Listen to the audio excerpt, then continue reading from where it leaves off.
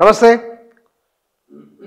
భారతదేశ చరిత్రను, భారతదేశ అభివృద్ధి, సామాజిక ఆర్థిక అంశాలు చర్చకొచ్చినప్పుడు నెహ్రూ పాత్ర, నెహ్రూ ప్రమేయం అనివార్యంగా చర్చకొస్తుంది.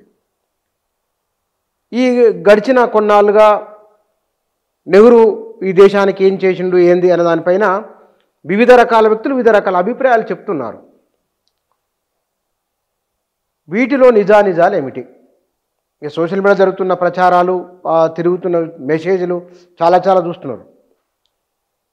30 సంవత్సరాలకు పైబడి ఢిల్లీ యూనివర్సిటీలో చరిత్ర ఆచార్యులుగా పనిచేసిన వారు, భారతదేశ చరిత్ర పైన సాధికారికమైన పట్టు కలిగిన అతి కొద్ది మందిలో ఒకరు ప్రొఫెసర్ తిరుమలి గారు. వారు నా దగ్గర ఉన్నారు, వారితో మాట్లాడండి. సార్ నమస్కారం. భారతదేశానికి నెహ్రూ చేసింది ఏమిటి? ఎప్పుడైనా ఒక పర్సన్ని చదివేటప్పుడు, మేము చరిత్ర అంటే బ్రాడ్గా ట్రెండ్స్ అని చదువుతుంటూ పోతాం. ఒక వ్యక్తిని చదివేటప్పుడు ఆ వ్యక్తి పెరిగిన క్రమాన్ని తెలుసుకోవటానికి అక్కడున్న కండిషన్స్ ముందు తెలుసుకుంటాం. మేము బయోగ్రఫీ కావాలంటే కండిషన్స్లో మనిషి ఉంటాడు. నెహ్రూ ఈ రోజున ప్రధానమంత్రి అయితే భిన్నంగా ఉంటాడు. ఆ రోజు ప్రధానమంత్రి అయినప్పుడు అది వేరు ఉంటుంది. అది ఏంటి, అసలు సమస్య ఏంటి అనేది తెలుసుకోవాలి. ప్రధానమంత్రిగా ఉన్నటువంటి వాడు అంతకంటే ముందు వాస్తవంగా అక్బర్ ఎక్కడో కాందార్లో ఎక్కడో అడవిలో పుట్టి ఏదో పెరిగిండు. రాజ్యం లేదు వాళ్ళ నాన్నకప్పుడు. తర్వాత ఇక్కడికి వచ్చిన తర్వాత ప్రతి సమాజాన్ని అర్థం చేసుకున్నాడు. ఆ రోజుల్లో ఆ మాత్రం ఉంది. నెహ్రూ కూడా అలాంటి వాడే. ప్రధానమంత్రిగా ఉండి కొంతమంది మేధావుల్ని కనుక్కునేవాడు ఎప్పుడు ఢిల్లీ వస్తున్నారని. నీలకంఠ శాస్త్రిని దక్షిణ భారతదేశంలో ఫేమస్ చరిత్రకారుడు. అడిగేవాడు ఎప్పుడు వస్తాడో అని. యూజీసీలో అడిగేవాడు, పలానప్పుడు వస్తాడంటే నేను పలానా టైం కలుస్తానని చెప్పండి అనేవాడు. ప్రధానమంత్రి ఒక ప్రొఫెసర్ను అడిగేవాడు. ఆయన ఉంటాడు, పలానా టైంలో గెస్ట్ హౌస్లో ఉంటాడంటే వచ్చి మాట్లాడేవాడు. అంటే దక్షిణ భారతదేశం ఏంటి అనేది ఆయనకు అర్థం కావాలి. ఈ దేశంలో భారతీయులేంటి, భారత సమాజం ఏంటి అనేది ఇప్పటికీ చాలామందికి అర్థం కాదు. ఇది కుల సమాజమా, మత సమాజమా, వర్గ సమాజమా, ఫ్యూడల్ సమాజమా, క్యాపిటలిస్ట్ సమాజమా, ఏంటి? భారతదేశంలో ఉన్న అన్ని భావాలు ప్రపంచంలో అన్ని భావాలు భారతదేశంలో వస్తాయి. బ్రహ్మాండమైన ఇంగ్లీష్ నేర్చుకున్నాం, బ్రహ్మాండమైన డెమోక్రసీని గురించి అర్థం చేసుకున్నాం, డెమోక్రసీ గురించి చెప్పినాం. భారతీయులకి ప్రధానమంత్రి అయ్యేవాడు ఇంత జ్ఞానం కావాలి. ఆయన ఇంతకుముందు నేను చెప్పాను, 1937 నుండి ఫేమస్ అయ్యాడు. ఎవరు? నెహ్రూ. 37 నుండి 36లోనే కాంగ్రెస్ సోషలిస్ట్ పార్టీ అని ఒకటి పెట్టాడు. ఆ హిస్టారికల్ సర్కమ్స్టాన్స్లో గాంధీకి అర్థమైంది నెహ్రూ సూటబుల్ అనేది. నేను కాదు, గాంధీ వెనక తగ్గాడు. చూడండి, అప్పుడు వాళ్ళకి నేను ముందుండాలా, నా వెనక ఉండాలా, నన్ను ఫాలో అవ్వరా అనేది లేదు వాళ్ళకి. నెహ్రూ మోర్ యాక్సెప్టబుల్ దాన్ గాంధీ 1934 తర్వాత. గాంధీ అయిపోయింది, అందరినీ తీసుకొచ్చాడు, కూడగొట్టాడు, 2 మూవ్మెంట్లు చేసాడు. ఆ తర్వాత గాంధీ అంటే ఏమో మూవ్మెంట్లు నడిపాడు, మళ్ళీ మధ్యలో ఆపుతాడు ఏంటి అని అనుకుంటున్నారు. నన్ను అనుకుంటున్నారు, నా పేరు పోతుంది అనుకోవటంలా. దేశానికి స్వాతంత్రం కావాలి, ఆయన ఎత్తడు అనుకుంటున్నారు. ఆయనే ఉండని అని చెప్పిండు. నా వారసుడు ఇప్పుడు ఆయనే. అట్లా ఎందుకు? లెఫ్టిజం అనేదాన్ని, సోషలిజం అనేదాన్ని భారతదేశానికి ఇంట్రడ్యూస్ చేశాడు నెహ్రూ. రెండో ప్రపంచ యుద్ధం బిగిన్ అయ్యేకుంటే ముందు మొదటి ప్రపంచ యుద్ధం తర్వాత సోషలిజం అనేది ప్రపంచాన్ని ఊపేస్తుంది. మరీ ముఖ్యంగా లెనిన్ సక్సెస్ అయినాక రష్యాలో సోషలిజం ఒక ఫ్యాషనబుల్ అన్నమాట. మాట్లాడటం, తెలుసుకోవటం, ప్రతి ఒక్కడు మాట్లాడుతాడు. ఆ భావజాలం ఇక్కడికి వచ్చింది ఆయన లండన్లో ఉండడం మూలంగా. సో అది తీసుకొచ్చిండు కాబట్టి ఆ మాట, సోషలిజం అనే మాట దేశానికి అవసరం, అది అంటేనే కలిసి వస్తారు జనం అనే ఉద్దేశంతో ఆయన బెటకరావడం జరిగింది. అప్పుడు బాగా ప్రపంచంలో పేరు పొందినవాడే అయ్యిండు. అంతేకాకుండా వ్యక్తిగా మీరు చూద్దామండి, లెనిన్ జిందాబాద్ అనో మార్క్స్ జిందాబాద్ అనో అనేవాడు కాదు. ఈరోజు అంటున్నారు నాయకులు. నెహ్రూ ఆ మాట ఎప్పుడు అనలే. నాయకుడే కాదు ఆయన, ఇంటలెక్చువల్. రష్యా మీద ఒక ఆర్టికల్ రాశాడు లెనిన్ మీద ఒక ఆర్టికల్ రాశాడు, నేను సోషలిజం అనటానికి కారణం ఇగో వీళ్ళు చేసిన పని అని. అంతేకాదు భారతదేశానికి మార్క్సో లెనినో అంటే సరిపోదు అని భగవద్గీత మీద ఒక వ్యాసం రాశాడు తెలుసా. భగవద్గీత మీద ఒక వ్యాసం రాశాడు, ఆర్టికల్ రాశాడు. ఎంత క్వాలిటీ ఆర్టికల్స్ ఉంటాయి. న్యూస్ పేపర్లో ఒక చిన్న ఆర్టికల్ రాయటం కాదు, బోల్డ్ అంత చదివి రాస్తాడు. అంతే బాగా భారతదేశంలో భగవద్గీత ఒక్కటే సరిపోదు, ఖురాన్ మీద ఒక వ్యాసం రాశాడు. చూడండి ఆ యొక్క ఇది అంటే మనం కాపీ చేసి మార్క్స్ గొప్ప అని అదే మాట్లాడడం. రష్యా వాళ్ళకు లెనినిజం కావాలని చేసుకున్నారు.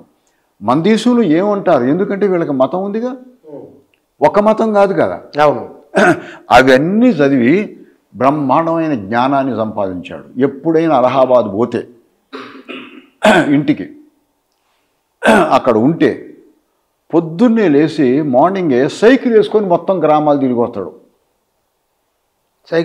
సైకిల్ మీద అప్పట్లో సైకిల్లే.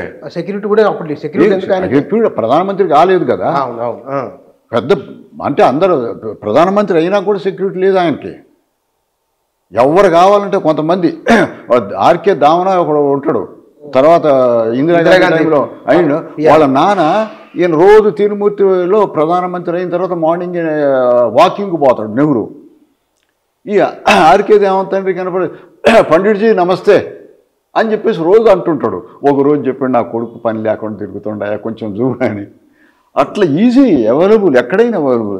ప్రధానమంత్రిని రోడ్డు మీద వాకింగ్ చేస్తాడు, నో సెక్యూరిటీ, ఏం లేదు, సెక్యూరిటీ లేదు.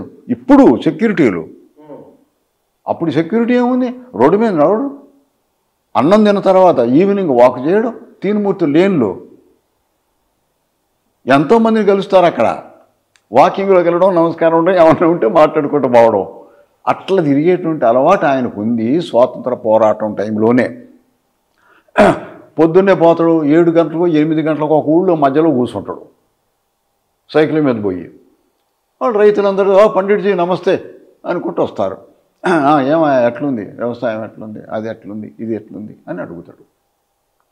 అట్లా తిరిగి అలా నేర్చుకున్నాడు. అది దక్షిణ భారతదేశంలో నేర్చుకోవటం కుదరకపోతే, ఎంత దూరం లేకపోతే చరిత్రకారులను అడిగి తెలుసుకుంటాడు. ఆయన అడిగి తెలుసుకోవటమే, మనం పోయి నిలబట్టం ఉండదు, ఆయనే వస్తాడు. అట్లా జ్ఞానం అనేటువంటిది సంపాదించాలి. భారతదేశాన్ని ప్రధానమంత్రి అవ్వాలి అంటే దేశ సంస్కృతి, దేశ జీవన విధానం, దేశ మతం, దేశ వర్గాలు తెలిసి ఉంటేనే సక్సెస్ఫుల్ ప్రధానమంత్రి అవుతాడు. లేని ప్రధానమంత్రులు కానీ, లేని ముఖ్యమంత్రులు, ఏ ముఖ్యమంత్రి కానీ, ఏ ప్రధానమంత్రి అసెంబ్లీలో పార్లమెంట్లో చర్చ చూడండి, వ్యవసాయం ఎట్లుందో మాట్లాడతారా, ఎడ్యుకేషన్ ఎలా ఉందో ఒక్కడ మాట్లాడేవాడు ఉన్నాడు. ఈ రోజున పాలిటిక్స్ ఏమవుతుంది అని మాట్లాడే ఉన్నాడు, తిట్టుడే, తిట్ల రాజకీయం అంటే. ఆ రోజున వీళ్ళందరూ కూడా ఒకళ్ళు ఇప్పుడు కాంగ్రెస్లో రైట్ వింగ్ గ్రూప్ అని ఒకటి ఉంటుంది, అందరూ గాంధీకి దగ్గర వాళ్ళే.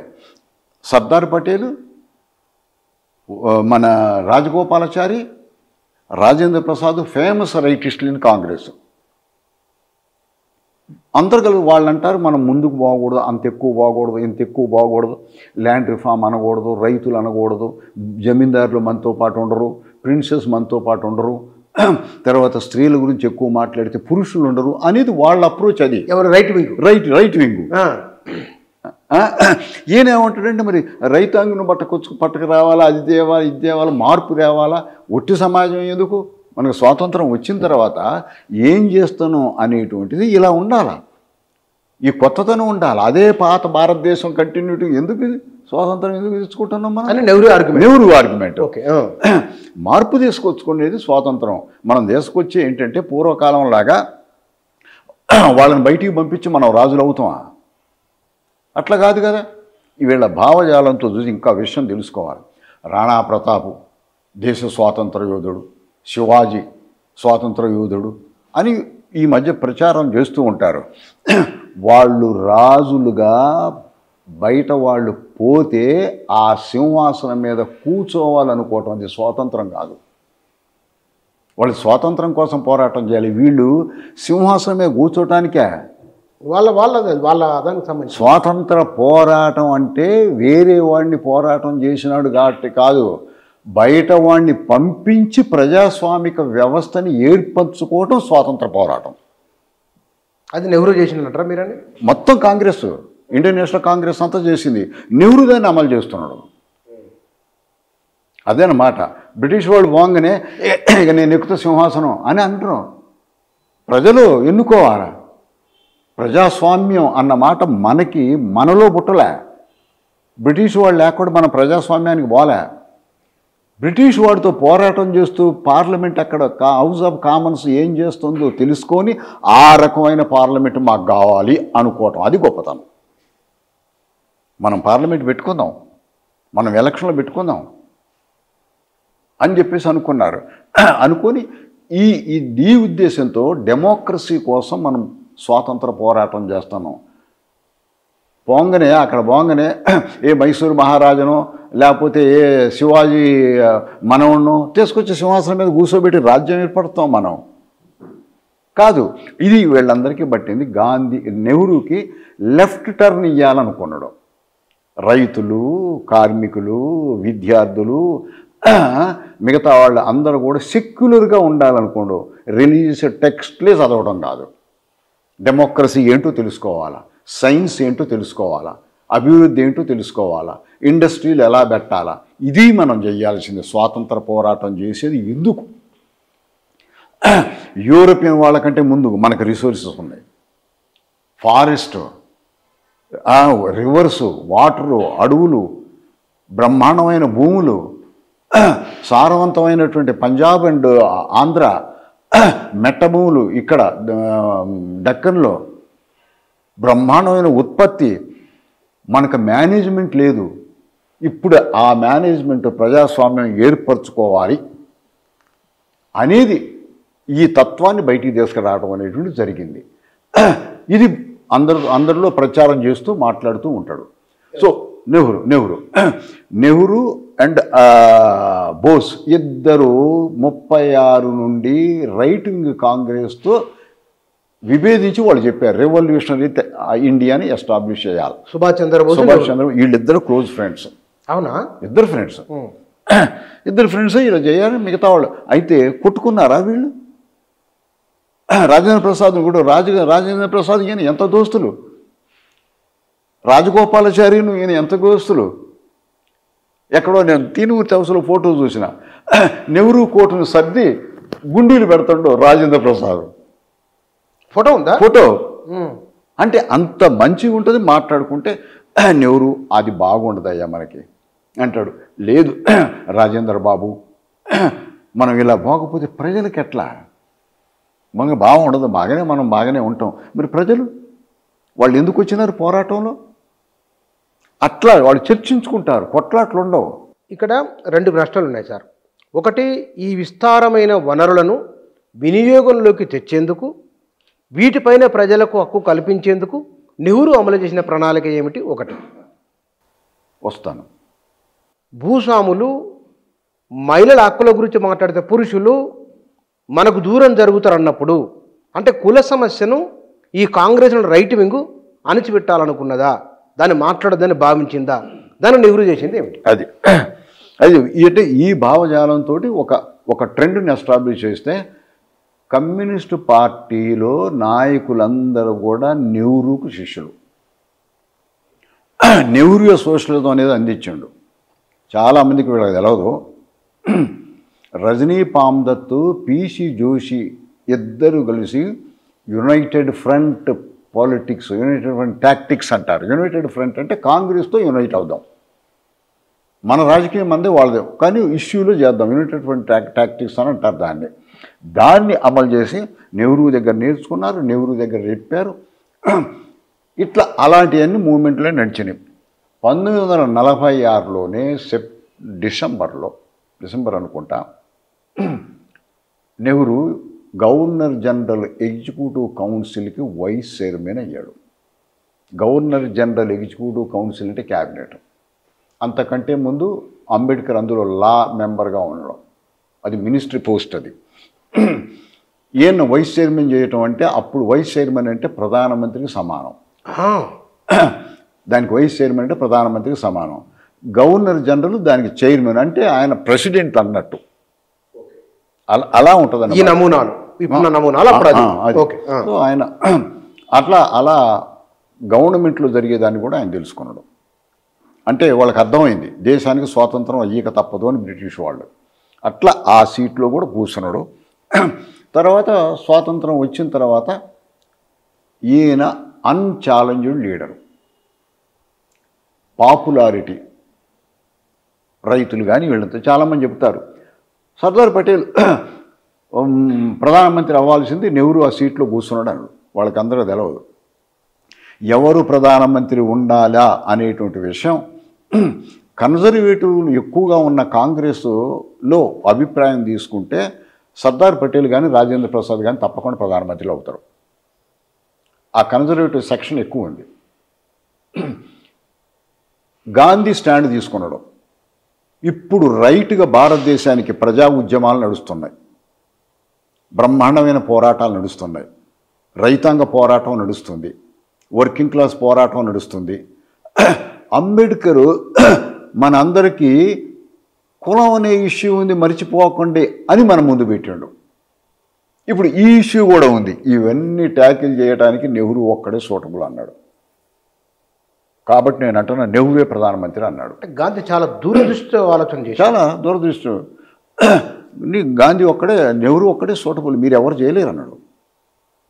పటేల్కి చెప్పిండు. Patel I'm saying Nehru is the suitable prime minister. Yes అన్నాడు ఆయన వెంటనే. గాంధీ మాట ఎవరు కాదంటానికి వీలు లేదు. అంతేకాదు, గాంధీ ఏమి చెప్పినా భవిష్యత్ ఇది జరుగుద్ది అని చెప్పాడు అంటే అది పక్కా. అంటే అంత విజనరీ, అంత విజన్ ఉంది. అంత తిరిగాడు, మనుషుల్లో తిరిగాడు, అది తిరిగాడు, తెలుసుకున్నాడు. కాబట్టి విజన్ ఉంది, ఇది జరుగుద్ది అని చెప్పాడు. అప్పుడే చెప్పాడు కమ్యూనిస్టులు పని చేయరు ఇక్కడ అన్నాడు దేశంలో. సూటబుల్ కాదన్నాడు. కమ్యూనిస్టులకు ఆ విజన్ లేదన్నాడు. క్లాస్ అనడం తప్పితే ఇంకేమీ లేదు వాళ్ళకి అని చెప్పేసి కూడా చెప్పి, కాబట్టి వాళ్ళందరూ కూడా నెహ్రూ వెనక ఉండాల్సిందే అన్నాడు గాంధీ. కమ్యూనిస్టులు కూడా సూచన చేసి అందరూ నెహ్రూ సూటబుల్ ఏ పని కావాలన్నా అని చెప్పి నెహ్రూని ప్రధానమంత్రి చేసినారు. ఇక ప్రధానమంత్రి చేసినాక ఆయనకు ఏంటి సమస్యలు? 46 నుండి 52 వరకు సమస్యలు ఏంటి? ఫస్ట్, భారతదేశం ఒక ఫెడరేషన్ అవ్వాలి. రాజ్యాంగంలో రాసుకుంటున్నారు, రాజ్యాంగం అవుతుంది, అప్పుడు ఇంక అవలే. ఎలా నడిపియాల అనేదానికి సెంట్రల్ గవర్నమెంట్ పవర్ఫుల్గా ఉండాలి. ఇందులో ఫెడరేషన్ అనేదానికి నెహ్రూకి అంబేద్కర్కి పర్ఫెక్ట్ అండర్స్టాండింగ్. సెంట్రల్ గవర్నమెంట్ బాగుండాలి, సెంట్రల్ గవర్నమెంట్ కంట్రోల్ ఉండాలి.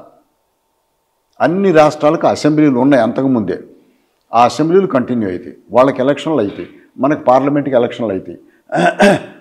సో సెంట్రల్ గవర్నమెంట్ ఏంటి, అన్ని టర్మ్స్ చెప్తుండాలి రాష్ట్రాలకి.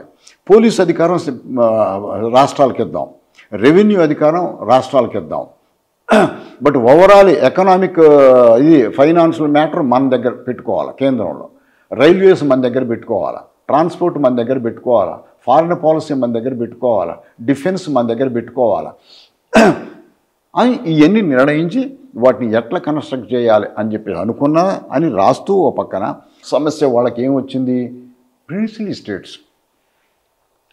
ప్రిన్సిలీ స్టేట్స్ ఏమైతే అవి రాష్ట్రాలా కాదు, రాజ్యాలు. మరి ఎట్లా చేయాలా అంటే వాళ్ళిద్దరూ చాలా ఒక డెమోక్రటిక్ పాలసీ లాగా అడాప్ట్ చేసుకొని ముందు నెగోషియేట్ చేసినారు, సెటిల్మెంట్ చేసుకున్నారు, అగ్రిమెంట్లకు వచ్చినారు. స్టాండ్ స్టిల్ అగ్రిమెంట్స్ అంటారు. అగ్రిమెంట్ చేసుకున్నారు. ఏంటి అగ్రిమెంట్ చేయటం మూలంగా ఏంటి, మీరు అలాగే ఉండండి, మేము ఇలాగే మిమ్మల్ని మేమేమనం అని స్టాండ్ స్టిల్ తర్వాత పార్లమెంట్లో చెప్పిండు పటేల్, స్టాండ్ స్టిల్ అగ్రిమెంట్ చేసినాం. స్టాండ్ స్టిల్ అగ్రిమెంట్ ప్రిన్సెస్ మనతో ఎందుకు చేసినారు, ఏంటి మనం ఇక్కడ కేంద్రం అని వాళ్ళకి అర్థమైంది కదా, మన ప్రభుత్వం అని. కాబట్టి భారతదేశంలో వాళ్ళు భాగస్వామ్యం అన్నాడంతే. మనతో సంతకం చేసినారంటే మనం చెప్పినట్టు తినాలా. వాళ్ళకి ఆర్మీ అధికారం ఇవ్వలే మనం అగ్రిమెంట్లో. సో కాబట్టి ఏంటి, ప్రిన్సెస్ స్టాండ్ స్టిల్ అగ్రిమెంట్ చేసిన తర్వాత వాళ్ళు పార్ట్ ఆఫ్ ఇండియా అయిపోయినారు. ఇక అది సాల్వ్ చేస్తున్నారు. కొంతమంది ప్రిన్సెస్ ఉన్నారు, కొంతమంది లేరు. ఇదంతా గొడవ ఎందుకని రాజప్రముఖ అనే పోస్టు కాన్స్టిట్యూషన్లో పెట్టేశారు. ఈ రాజులందరూ రాజప్రముఖులు. ఎందుకు రిస్క్ తీసుకున్నాడు? రిస్క్ ఏముంది, ఒకవేళ కనుక వాళ్ళందరూ చేయకుండా గవర్నమెంట్ మిలిటరీ మొత్తం తీసేసుకో, ఒకవేళ ఏమన్నా మళ్ళీ గొడవలు అయితే, ఇప్పుడే స్వాతంత్రం వచ్చిన దేశం గొడవల్లో పడదలుచుకోలే. అన్నీ సాధ్యమైనంత వరకు శాంతియుతంగా చేసుకుందాం. వాడు రాజప్రముఖ అయ్యాడంటే ఏంటి, గవర్నర్ పాత్ర. ఇంకా వాడికి ఏం లేదు అక్కడ. ఎలక్షన్లు ఒప్పుకున్నారు, 52 ఎలక్షన్ తయారవుతుంది, మొత్తం దేశం అంతా తయారవుతుంది. సో అట్లా ఈ సమస్యను సాల్వ్ చేసుకున్నారు. 49 వరకు అయిపోయింది. ఇక ఇద్దరు కూర్చున్నారు క్యాబినెట్లో. మీరు క్యాబినెట్ ప్రొసీడింగ్స్ చూడాలి. ఇప్పుడు ఎవరినన్నా చదివితే ఇక్కడ చాలామంది ఎవరో రాసిన పుస్తకం చదవటం, వీళ్ళు చెప్పడం, ఒక్కొక్కడు ఒక్కొక్క పర్స్పెక్టివ్తో పుస్తకం రాత, అది కంప్లీట్ కాదు. ఈ పీరియడ్ మీద మీరు చదవాలంటే మౌంట్ బాటన్ పర్సనల్ రికార్డు చదవాలి, నెహ్రూ పర్సనల్ రికార్డ్స్ చదవాలా, మన సర్దార్ పటేల్ లెటర్స్ చదవాలా. మీరు చదివిన ఇవన్నీ చదవకపోతే ఎట్లా? అంతేకాకుండా 46, 47, 48, 49 ప్రత్యేకమైన రిపోర్ట్స్ మౌంట్ బాటన్ తెప్పించుకుంటాం ప్రతి రాష్ట్రంలో. ఎక్కడెక్కడ ఏమవుతుంది ఏంటి అనేటువంటిది అన్నీ మౌంట్ బాటన్ పేపర్లో ఉంటాయి. ఇవన్నీ చదవాలా. ఏ నాయకుడు ఎలాంటి వాడు, ఎవరు ఏం చేస్తారు అని ఉంటాయి. నేను ఇందులో కొన్ని రహస్యాలు కూడా చదివాను, చాలా రహస్యాలు చదివాను. ఆ రహస్యాలు మేము ఖచ్చితంగా చరిత్రకు అవసరమైతే తప్ప, లేకపోతే మేము బయట పెట్టకూడదు అనేటువంటి అగ్రిమెంట్తో మాకు ఇస్తారు. నెహ్రూ ఒక హైదరాబాద్ అమ్మాయిని పెళ్లి చేసుకుందాం అనుకోండు. నెహ్రూ లవ్ లెటర్ రాసిండు. వాళ్ళ ఆనెస్టీ చూడు. లవ్ లెటర్ రాసినోడు అక్కడ ఒకడు పంపించాడు, కాపీ ఎందుకు దాచుకోవాలా? ఆనెస్టీ. ఏమన్నా మన దగ్గర కాపీని చింపి అవతల పడేస్తాం. ఒక లవ్ లెటర్ అది కూడా భద్రపరుచుకున్నాడు, పెట్టిండు. ఆ లెటర్ నేను చూసిన. ఇంకో లెటర్ రాసిండు, ప్రధానమంత్రి అయ్యిండు కొత్తలో, నేను బాంబే పోతున్నా, నువ్వు అక్కడ రా, మన ఇద్దరం కలుద్దాం అక్కడ అన్నాడు. బాంబే పోయాడు, రాలే. ఇంటికి వచ్చినాక లెటర్ రాసిండు, నువ్వు బాంబే వస్తావు అనుకున్నా రాలేదేంటి? చూడండి వాళ్ళ యొక్క హానెస్టీ, నిజాయితీ. తల్లి తీసుకొని తీసుకొని తల్లి పోయింది నెహ్రూ దగ్గరికి. ఇక ఎందుకయ్యా మా ఆవిడకి ఏదో, మా అమ్మాయికి ఏదో లెటర్ రాతాను, నువ్వు పెళ్లి చేసుకోన్నావు అని అడిగేది. అంటే ఆలోచిస్తాను అన్నాడు. ఇది ఎప్పుడు 47లోనే. అప్పటికి పెళ్ళి అయిందా? పెళ్ళై భార్య చనిపోయింది కదా. నెహ్రూ భార్య చనిపోరా, ఇందిరాగాంధీ పెరుగుతుండే. ఇందిరాగాంధీ కూడా 46, 47 పెళ్ళి అయిపోయాయి కదా. సరే ఏదో పెళ్లి కుదరకపోవటానికి వేరే కారణాలు ఉన్నాయి చెప్తూ. అంటే వాళ్ళ యొక్క ఆనెస్టీ, ఏ పని చేసినా నీట్గా చేస్తున్నారు. ఇలా పర్సనల్గా ఉండేటువంటి సమస్యలు ఇలా పెట్టుకుంటూ స్వాతంత్రం రాగానే కాంగ్రెస్ పార్టీ కృపలాని చేతిలో ఉంది. ఆచార్య కృపలాని నేను ఉంటాడు కదా, ఆయన చేతిలో ఉంది. కృపలాని అనేవాడు నువ్వేం చేసినా నాకు చెప్పాలన్నాడు నెహ్రూని. తర్వాత పార్టీ మీద సమస్య వాళ్ళ కాంగ్రెస్ పార్టీ అండ్ గవర్నమెంట్ తరఫున మాట్లాడుకోవడం జరిగింది.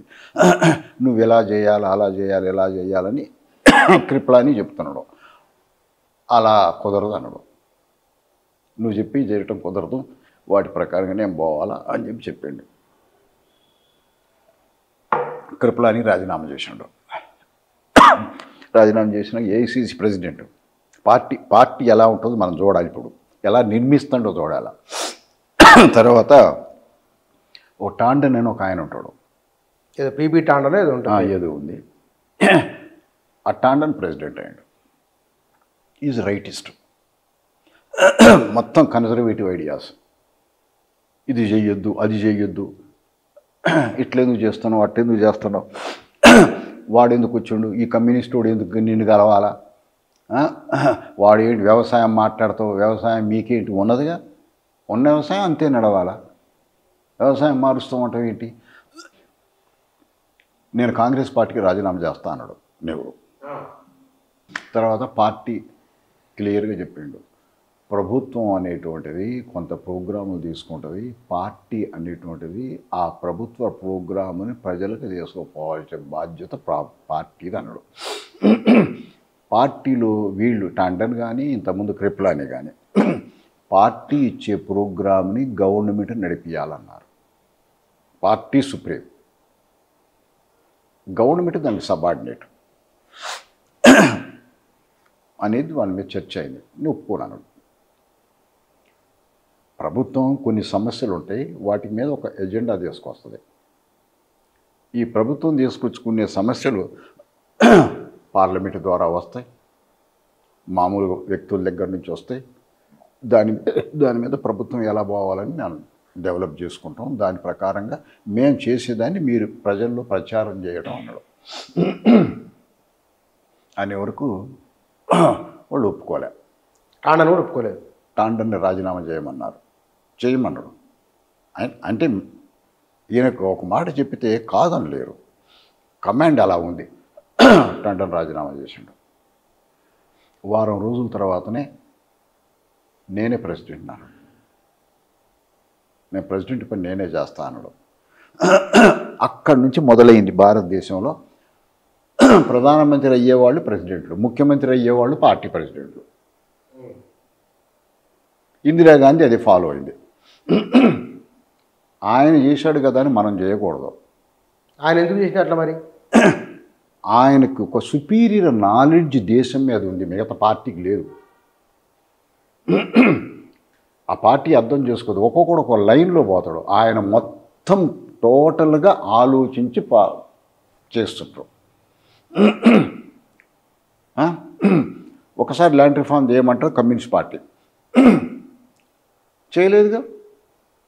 చేస్తే భూస్వాములు ఎదురు తిరగరు, గొడవ పెట్టుకోరు కదా. ప్రిన్సెస్ని ఎలా తీసుకొచ్చారో అగ్రేరియన్ సిచ్యువేషను తీసుకురావాలి, దానికంటే ముందు పార్టీ రిఫార్మ్ చేసుకోవాలి. కాబట్టి క్లియర్గా ఆయన చెప్పేసాడు, పార్టీ అచేతలు, ఇది పార్టీ నుంచి తలనొప్పి లేదు, పార్టీ సాల్వ్ చేసాడు. ఫస్ట్ ఎలక్షన్ పోయే లోపులోనే రైతుల దగ్గరకు పోతున్నాం మనం. జనరల్గా ఫస్ట్ యూనివర్సల్ ఫ్రాంచైజ్, అందరికీ ఓటు హక్కు వచ్చినాం. అప్పటి వరకు మనం ఎటు పోతున్నాం అనేటువంటిది ప్రజలకు తెలియజేయాలి. వ్యవసాయం మీద కమ్యూనిస్ట్ పార్టీ తెలంగాణ ఆర్మ్డ్ స్ట్రగుల్లో ల్యాండ్ రిఫార్మ్ అన్న మాట తీసుకొచ్చింది. 49లో కాంగ్రెస్ వాళ్ళు ఒక ల్యాండ్ రిఫార్మ్ కమిషన్ వేశారు. 49లో వేసిన తర్వాత 50లో రిపోర్ట్ వచ్చింది. దాన్ని ఎలా ఏం చేస్తారు, వ్యవసాయం ముందు సెటిల్ చేయాలి. ఇందులో ఎలా సెటిల్ చేయాలో చూడండి, చాలా systematic. Congress party, communist party ఏం చెప్పింది? ల్యాండ్ టు ది టిల్లర్, దున్నేవాడికే భూమి. ఇప్పుడు దున్నేవాడికే భూమి అంటే 100 ఎకరాలు ఉన్నటువంటి వాడు దున్నట్లే, కౌలుదారులకు ఇస్తున్నాడు. కౌలుదారులందరికీ భూమి రావాలి, దున్నేవాడికి భూమి. ఇది కమ్యూనిస్ట్ పార్టీ యొక్క ఎజెండా. ల్యాండ్ రిఫార్మ్ కమిషన్, వాళ్ళ కాంగ్రెస్ కమిషన్ ఏం చెప్పిందంటే, అది కాంగ్రెస్ పాలసీ. ఫస్ట్ అవకాశం భూమిని కౌలుకి ఇవ్వకుండా పర్సనల్ కల్టివేషన్కి తీసుకోవచ్చు. ఎవరెవరైతే పర్సనల్ కల్టివేషన్ చేస్తారో వాళ్ళు తీసుకోండి. మీరు భూమి లీజుకి ఇచ్చేటట్లయితే ఆ భూమి కౌలుదారులకు బాగుంది. అది ఆ రిఫార్మ్. ఓనర్షిప్ కల్టివేషన్ పెంచటం. ఓనర్షిప్ కల్టివేషన్ పెంచాలంటే వీళ్ళు ఏం చేస్తారు? 100 ఎకరాల కంటే ఎక్కువ దున్నలేడు ఎవడో. 400 ఉంటుంది, 500 ఎకరాలు ఉంటుంది. వాళ్ళందరూ కౌలుదారులకు ఇచ్చినారు. అప్పుడు అలా కౌలుదారులకు భూములు పోవాలి. నువ్వు ఎంత భూమి దున్నుతావు నువ్వు దున్ను, మాకు కావాల్సింది ఓనర్ కల్టివేషన్.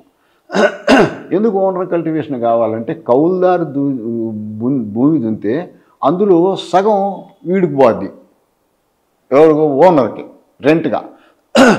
భూమి మీద ఆ కౌలుదారు మళ్ళీ రీఇన్వెస్ట్ చేయాలి. రీఇన్వెస్ట్ చేయడానికి వాడి దగ్గర డబ్బులు ఉండవు.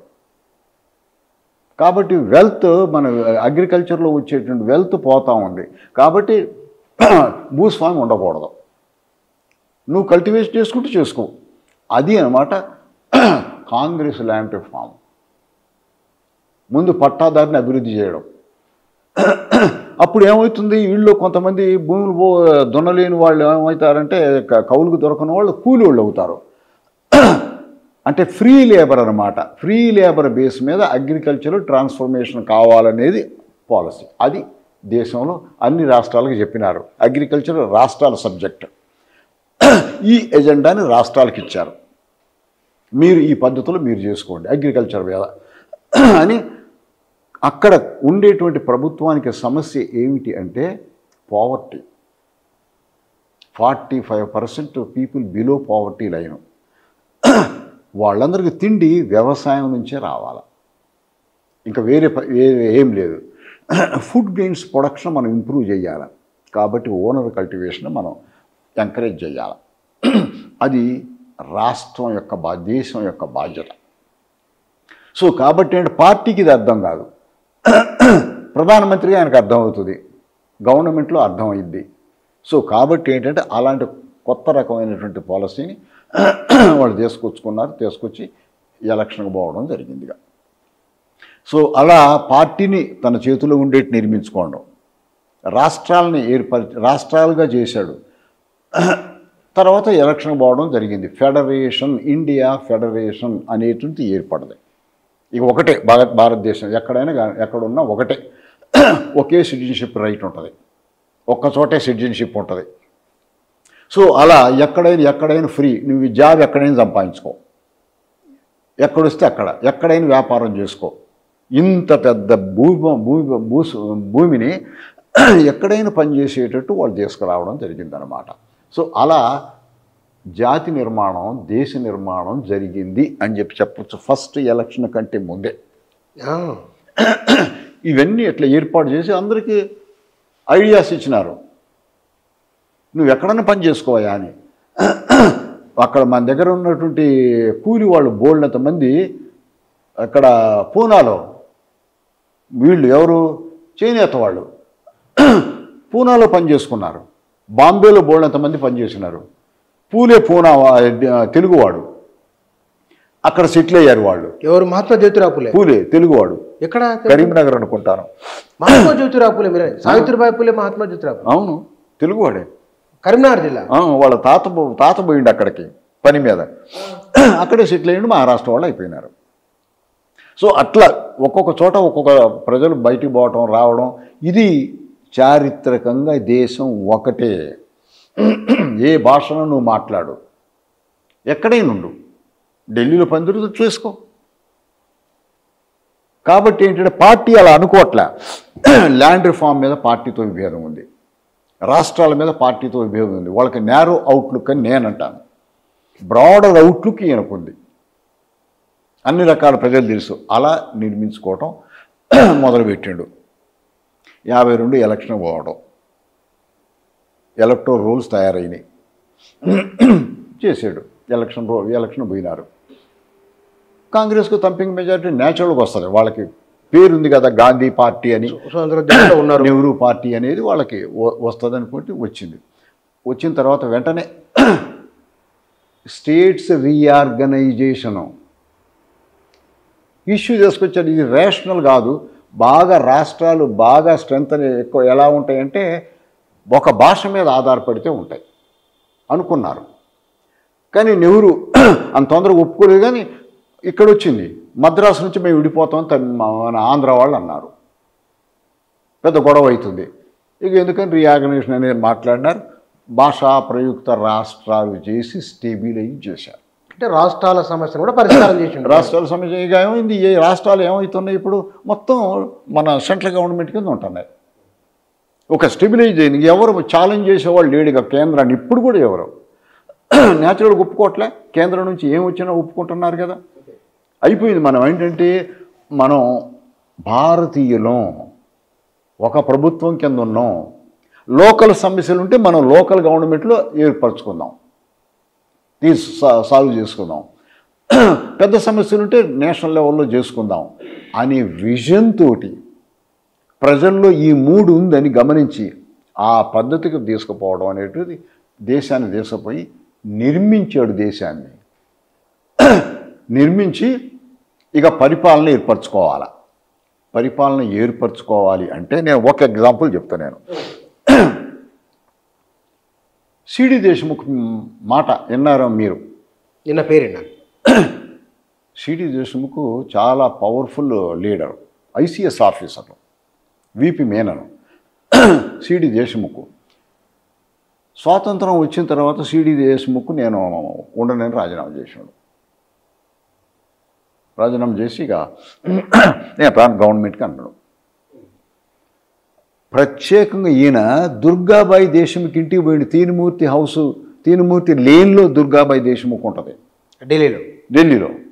Durgabai Deshmukh husband CD Deshmukh. ఇంటికి పోతాడు ఆయన. పని ఉంటే ఇంటికి పోతాడు. నెహ్రూ అయితే ప్రైమ్ మినిస్టరు. दुर्गाबाई కాఫీ పీనేకి వెళ్ళి ఆయాం పోయాడు అడుగుతుడు. అంటే ఎవరికి పండిట్జీ ఆవు బయట అప్పటికే పెద్ద నాయకుడు ఆయన. ఆ రిలేషన్ చూడండి. వస్తాడండి ఈరోజు ప్రధానమంత్రి కాదు, మంత్రిని రమ్మనండి మీ ఇంటికి. ఇక్కడ స్టేట్ మంత్రి. అవును అవును. వస్తాడా? ఉందా మంత్రి అనే వరకు వాడికి అసలు మన దగ్గర మన ముందు కనపడం, అంగు ఆరుబాటు కనపడం. అవును. ఇక తర్వాత మళ్ళీ సరే ఆయనకు వ్యక్తిగతంగా కనపడపోవడం. ఫోన్లే ఎత్తారు ఇప్పుడు. అంతకుముందు బాగానే మాట్లాడతారు. ఫోన్ ఎత్తలే. ఫోన్ ఎత్తడుగా. ఇక ఇది వ్యక్తిగతంగా. ఇక వాళ్ళకి సెక్యూరిటీ మళ్ళీ ప్రజల్లో నుంచి పొరిగి ప్రజల్లో నుంచి మంత్రి అయినోడు సైరన్లు మోగుతూ పోతా ఉంటే ఓ మంత్రి గారు వస్తాడు. ఏమిటండి ఇది? ఏ పార్టీ అయినా అట్లే ఉంది. ఆ రోజున ఏ మంత్రి అయినా పోయిండు అట్లా పోయాడు. ఎవరైనా మన దగ్గర టంగుటూరు ప్రకాశం ముఖ్యమంత్రిగా ఉండి రాజమండ్రి రైల్వే స్టేషన్లో కూర్చున్నాడు.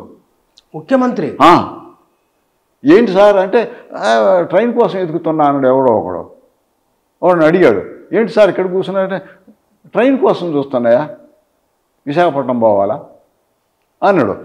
అన్నాక సరే సార్ రైలు వస్తుంది అన్నాడు. అని ఎవరికి అడిగట్రారా అని దగ్గరకు పిలిచి డబ్బులు ఎవరు ఒక టికెట్ కొని అన్నాడు. ఒక రాష్ట్ర ముఖ్యమంత్రి టికెట్ కొనియరా అన్నాడు. అది ఆ రోజున నాయకుడి పరిస్థితి. ఈరోజు నాయకుడి పరిస్థితి. దుర్గాబాయి దేశ్ముఖ్ దగ్గర తాగాడు. దుర్గాబాయి దేశ్ముఖ్ సాబ్ కా హెల్ప్ ముझे चाहिए అడుగుతాడండి ఇట్లా. నేను ఎవరికి क्या क्या हेल्प चाहिए? वो गवर्नमेंट में काम करना है. हमको अभी अभी इंडिपेंडेंस आया है, कैसा एडमिनिस्ट्रेशन करना, उनको एक्सपीरियंस है, ब्रिटिश गवर्नमेंट में काम किया है। सो साहब का हेल्प मुझे चाहिए। साहब తన వ్యక్తిగత అవసరం ఉన్నట్లే ఆయన అడగడం. అని ఎవరికి సరే మాట్లాడతానులే అని చెప్పింది. I don't want to work CD Deshmukh అంటాడు. ఐ డోంట్ వర్క్ డైరెక్ట్ కలవలే, నేను రాను అంటాడు. అని వరకు ఆమెనది ఏమనుకుంటున్నావు, ఎంత కష్టపడుతుండో దేశం కోసం, పోవాలి, నువ్వు హెల్ప్ చేయాలి అంటే ఆయన తీసుకొచ్చి ఢిల్లీ యూనివర్సిటీ వైస్ ఛాన్సలర్ చేశాడు. ఆయనకి కేంబ్రిడ్జ్, ఆక్స్ఫర్డ్ యూనివర్సిటీలు తెలుసు సిడి దేశముఖ్. ఆ మోడల్లో ఢిల్లీ యూనివర్సిటీ నువ్వు బిల్డ్ చేయాలని చెప్పాడు. ప్రైమరీ యూనివర్సిటీ అది, అప్పుడు ఎడ్యుకేషన్ మీద కాన్సంట్రేషన్. ఆ రోజు మోడలే ఈ రోజు నడుస్తుంది ఢిల్లీ యూనివర్సిటీ. నెహ్రూ ఆలోచన నడుస్తుంది ఇప్పటికీ. సిడి దేశముఖ్ ఏర్పాటు చేసినాయి. యూనివర్సిటీకి, కాలేజీలకి, టీచర్లకి, వైస్ ఛాన్సలర్కి సంబంధం ఉండేటట్టు. నాకైతే వైస్ ఛాన్సలర్ ఎవరో సంబంధం లేదు, మా పని అది, ఎవడి పని వాడు చేసుకుంటాం, ఎవడికెవడో సంబంధం లేదు. నా సంబంధం నా క్లాస్ రూమ్ అంతే అంతే. సంతకాలు ఉండవు. మేము టీచర్లో డ్యూటీలో ఉన్నామా లేదా అని ఎవడికి తెలియదు, సంతకం పెట్టంగా. అలాంటి ఆ పద్ధతిని ఏర్పరిచాడు. అది బాధ్యత, నా బాధ్యత, రెస్పాన్సిబిలిటీ, నైతిక బాధ్యత వాళ్ళకు ఉండాలి. అంతే. మేము బిగినింగ్లో టైం టేబుల్ వేసుకుంటాం, పలానా క్లాస్ రూమ్లో పలానా టైంలో నా క్లాస్ అని ఉంటుంది, అంతేగా ఉండాలి. అందులోకి వెళ్ళిపోతాం, అంతే. క్లాసులోకి వెళ్ళిపోతాం, పాఠం చెప్తాం. బయటికి పోయేటప్పుడు ఇన్ఫామ్ చేసి పోవాలా, అది రూలు. ఎంత బాగా పనిచేస్తుందండి ఇప్పటి వరకు కూడా సిడి దేశముఖ్ ఏర్పాటు చేసాడు. అదొక అంశం. మేము పోతాం, అక్కడ పోయి వీసీ ఎవరు గీసీ ఎవరు అనం. ఆ తర్వాత ఆయన తీసుకుపోయి యూజీసీ చైర్మన్ చేసిండు. మొత్తం యూనివర్సిటీస్ ఈ విధంగా ఉండాలి అని యూనివర్సిటీ ఎడ్యుకేషన్ రిఫార్మ్ చేశాడు. మొత్తం దేశవ్యాప్తంగా. ముందు ఒక యూనివర్సిటీని తెలుసుకో, తర్వాత యూజీసీలు పెట్టి. యూజీ పెట్టి కూడా నెహ్రూరే యూజీసీ పెట్టిండా. బ్రహ్మాండంగా యూజీసీ పనిచేసింది. ఎలా పనిచేద్దో నాకు తెలుసు. ఈరోజు ఖతం చేసినారు, యూజీసీని ఖతం చేశారు. కోర్సులు ఏం చేస్తానో తెలుసుకుంది, శాలరీలు ఫిక్స్ చేసింది, శాలరీలు రిలీజ్ చేసింది, ఇప్పుడు పెన్షన్లు ఇస్తుంది. మొత్తం పవర్ తీసి పడేసినారు యూజీసీ, ఖతం. ఎడ్యుకేషన్ మినిస్ట్రీ ఇప్పుడు చేసేది అంటే నెహ్రూ ఏం చేస్తున్నాడు, డీసెంట్రలైజ్ చేస్తున్నాడు. రాష్ట్రాలను చేసిండు, యూనివర్సిటీలను చేసిండు. యూనివర్సిటీల తర్వాత రాష్ట్రాల తర్వాత ఇంపార్టెంట్ అనుకున్నాడు, చదువు పెంచాలనుకున్నాడు. ఇప్పుడు యూజీసీ లేదు, రాష్ట్రాలు లేదు, మొత్తం అధికారం అంటే కేంద్రంలో పెట్టుకున్నారు. అతను నడుస్తుంది భారతదేశం. ఆయనకు అర్థమైంది అలా నడవదు అని, అలా చేశాడు. తర్వాత ఏమనుకున్నాడు, నెక్స్ట్ ఏం చేశాడు, ఇండస్ట్రీలు డెవలప్ చేయాలనుకున్నాడు. మనం ఇండస్ట్రీలుగా వెనకబడి ఉండటం చేత బ్రిటిష్ వాడు మన మీద పెత్తనం చేశాడు. ఇండస్ట్రీలు డెవలప్ చేయాలనుకున్నాడు, ఐఐటీలు పెట్టారు.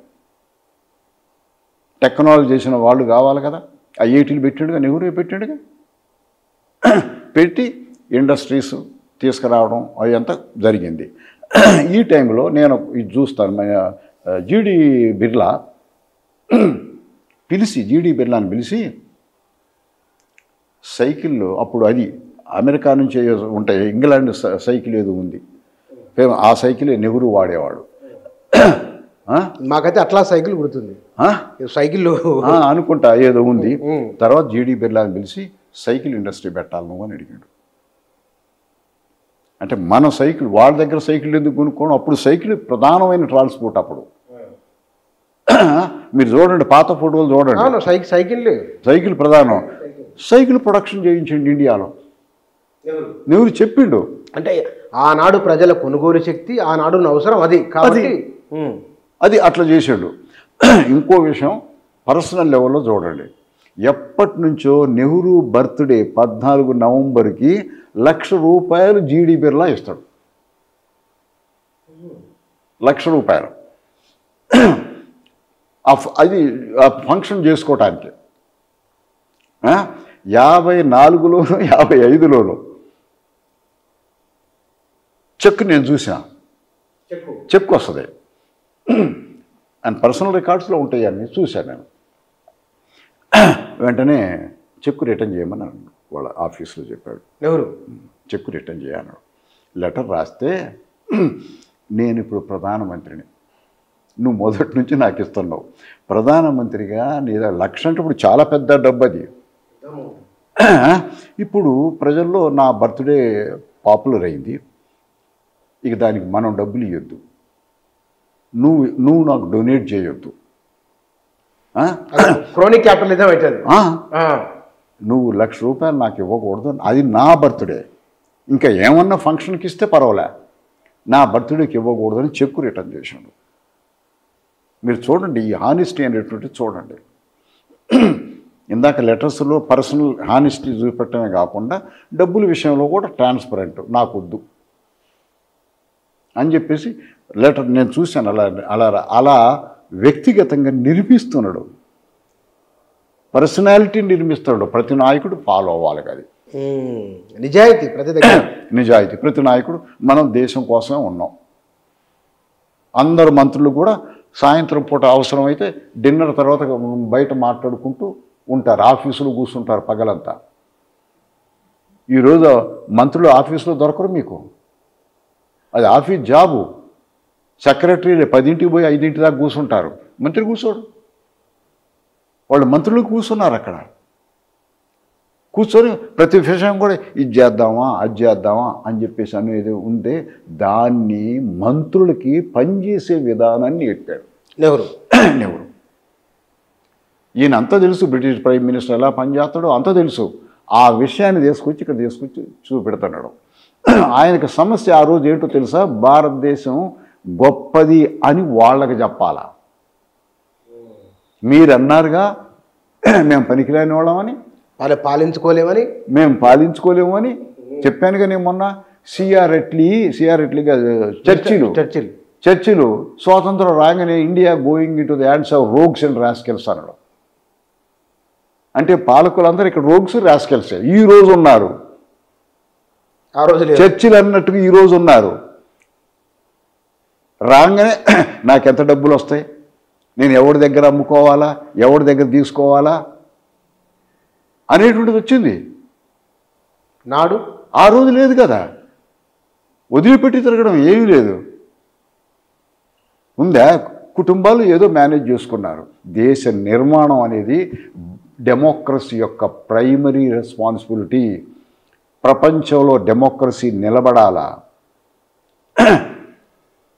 ప్రపంచంలో భారతదేశం వెనక కాదు. భారతదేశంలో ఉన్న కులం మతం మాకు అడ్డం రావు, మేము పాలించుకుంటాం అని చూపెడుతున్నాడు. అమెరికా పోయినా అదే, అక్కడ ఇంగ్లాండ్ పోతుంటాడు. చూడండి ఇప్పుడు ఉందా, మేము చేయలేదా? ఆ రోజున స్వాతంత్రం వచ్చిన కొత్త రోజుల్లో ఊళ్ళో ఉన్నటువంటి కాంగ్రెస్ వాడు కూడా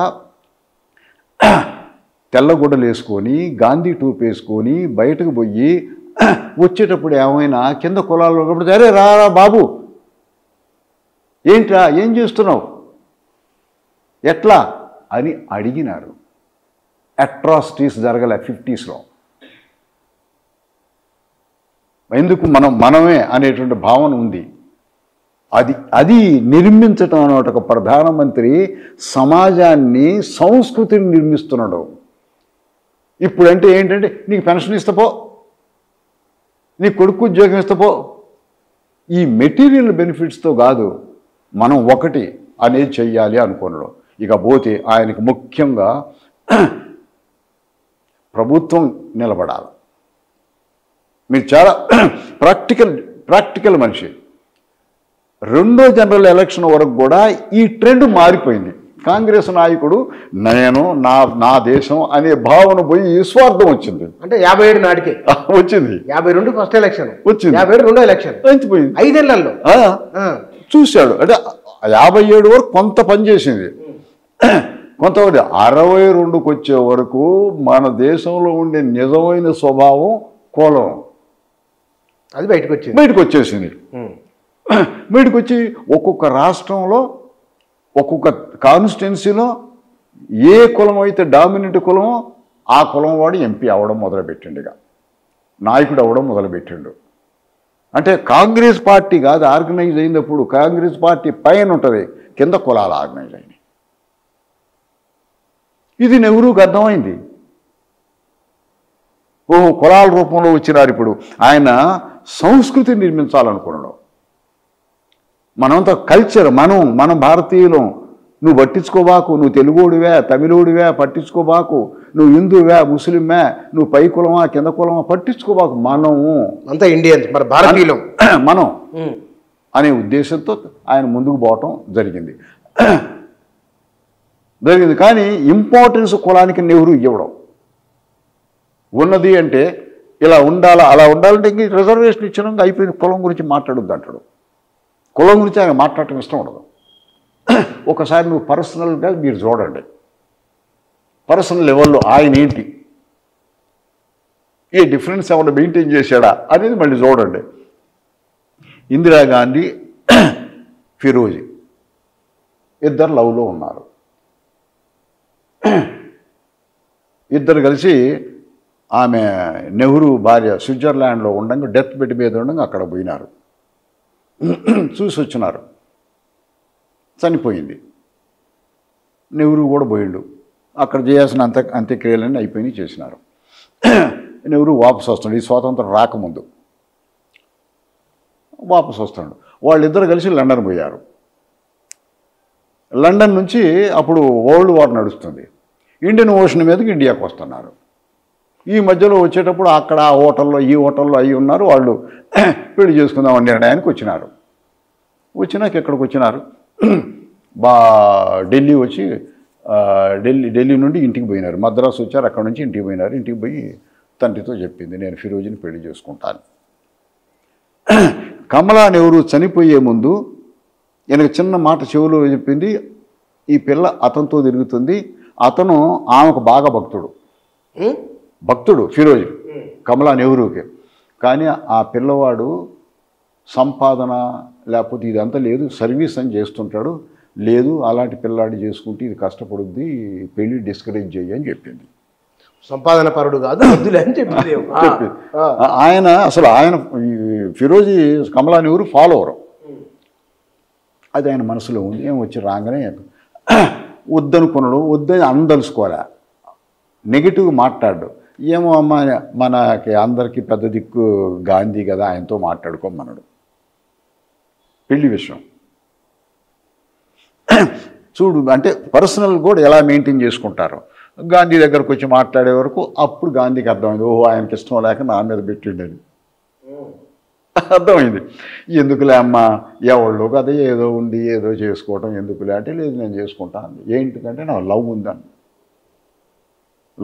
లవ్ అంటే ఏంటమ్మా? లవ్ అంటే లవ్వే. సరే ఒక పని చేయమ్మా, పెళ్లి చేసుకొని ఆయన్ని ఒక ఏడాది కలవబాకు నువ్వు. ఆయన పెళ్లి చేసుకున్నాక నేను ఎందుకు గలవు? లవ్గా లవ్ అంటే ఈ సంబంధమే కాదమ్మా, వ్యక్తికి వ్యక్తి మంచి సంబంధం అది ఉండాలని లేదు అన్నది. నేను ఒప్పుకోనని చెప్పింది. చెప్పి చివరికి వాళ్ళ అమ్మమ్మ ఉంటుంది ఢిల్లీలో, ఆమె దగ్గర పోయి చెప్పింది. ఆమె ఉన్నది, చలో పద మీ నాన్నతో నేను మాట్లాడుతాను. పోయింది. అర్థమైంది ఆమెకి, ఓహో ఫిరోజీని చేసుకోవటం ఇష్టం లేక ఇన్ని కథలు చేస్తాడని చెప్పింది. ఎవడో ఒకరిని చేసుకొని నువ్వు దేశం అంతా తిరుగుతూ ఉంటావు, ఆ పిల్ల ఒక్కతే ఉంటుంది, అది ఎట్లా బతకాలో ఏంటి చెయ్యి పెళ్ళి అన్నాడు. అని అన్నది ఆమె, నాయనమ్మ అన్నది. నాయనమ్మ అన్నది అని ఎవరు చేసిండు. నేను దగ్గర 10,000 లెటర్లు బ్రాహ్మణులు రాసినవి చూశాను ఆయనకి. 10 టెలిగ్రామ్స్. నువ్వు బ్రాహ్మడివి, వాడికి ఎట్లిచ్చినవు నీ కూతుర్ని, దేశానికి నువ్వు ప్రధానమంత్రివి, ఇదేనా నువ్వు చేయాల్సిన పని అంటే? వాళ్ళ దృష్టిలో ఏంటంటే బ్రాహ్మణుడిగానే ఉండాలి. మరి ఈయన బ్రాహ్మణుడిగా ఉండేది కాదు, ప్రధానమంత్రి చెప్పుకోవేది కాదు. అన్ని టెలిగ్రామ్లు అక్కడ పెట్టిండు. టెలిగ్రామ్స్ 10,000 వచ్చినాయా ఆ రోజుల్లో? గొప్ప ఎన్ని ఉన్నాయి. వాళ్ళు అప్రాక్సిమేట్గా 10,000 అని వాళ్ళు అన్నారు అక్కడ. మీరు చూసినా వాటిని? చూసినా టెలిగ్రామ్లు నేను చూసిన. ఏమన్నా దాంట్లో 2-3 చెప్పండి, పదాలు ఏమున్నాయి? ఒక్కొక్కళ్ళు ఒక్కొక్క we are Brahmins, we must not marry outside the marriage, outside the cost